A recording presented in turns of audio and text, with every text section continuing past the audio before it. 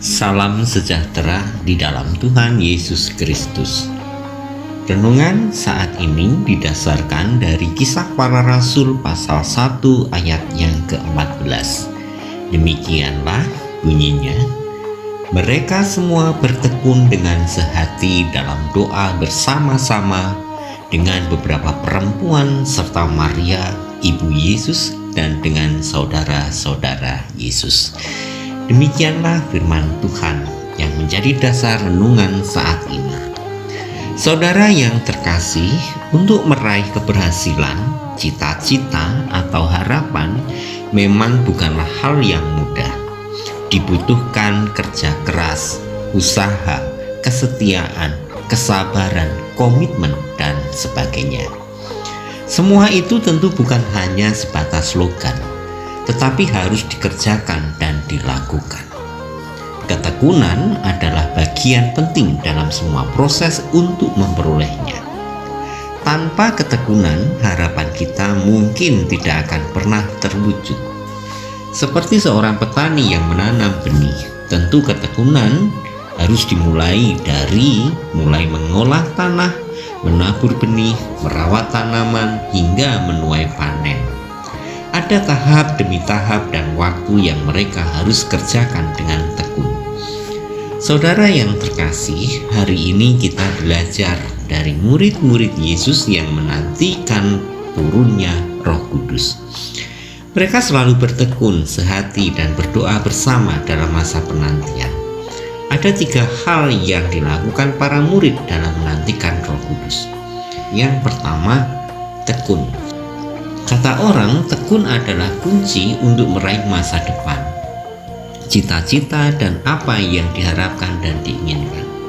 Ketekunan adalah jiwa kegigihan dan pantang menyerah atas segala macam rintangan dan kesulitan.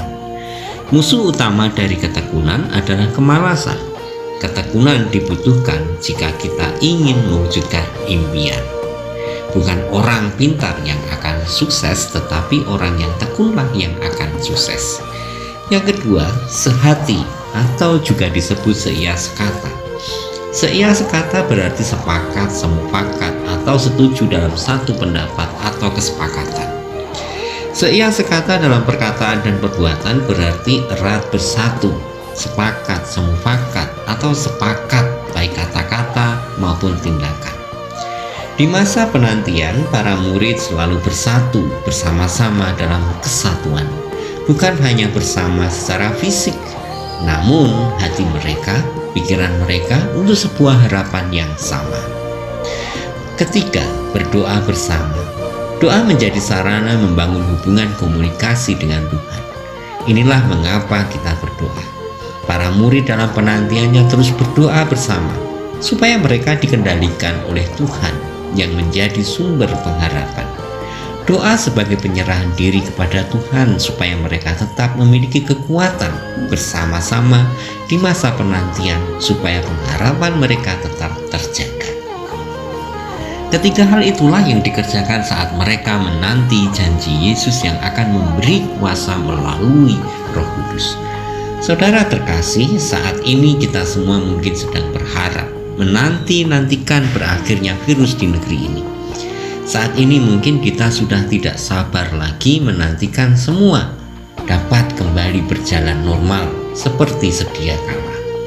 Setiap waktu kita terus menunggu dan menunggu, mungkin ada berita bahwa virus ini sudah berakhir atau obat penangkal virus ini sudah ditemukan.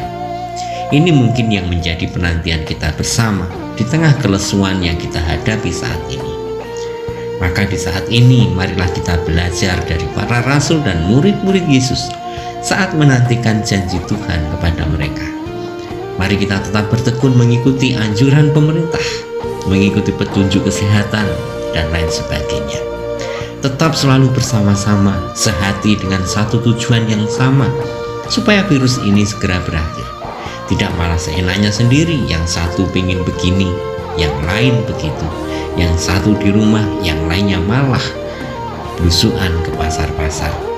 Bukan hanya merenungi nasib karena tidak mendapat BLT atau bansos, tetapi tetaplah untuk bertekun dalam pekerjaan yang bisa dilakukan dan mungkin menghasilkan sesuatu bagi Anda dan keluarga.